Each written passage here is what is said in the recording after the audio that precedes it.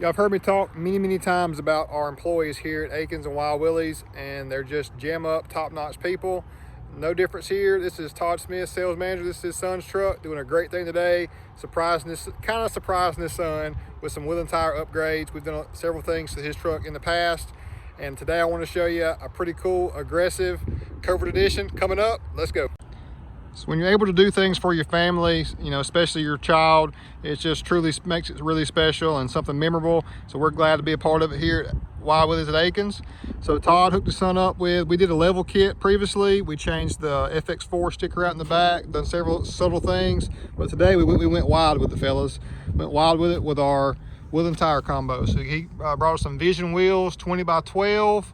We got 33-inch, 12.5 wide. Nitto Ridge Grapper, that hybrid tire, that true all-terrain hybrid tire technology. Looks like a mud terrain, but acts more like an all-terrain. A very aggressive, capable tire.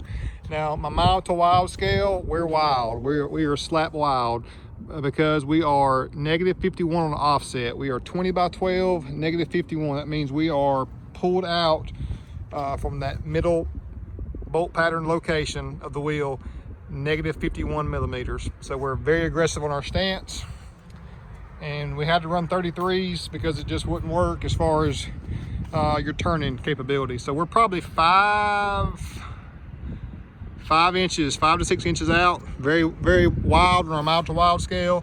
That nice subtle FX4 matte black sticker just blends in nicely.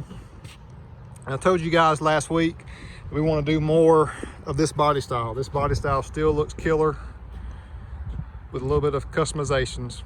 So leveled on 33s, 20 by 12, not the typical -44, but -51. So probably the most extreme offset you'll find on a 12 wide wheel.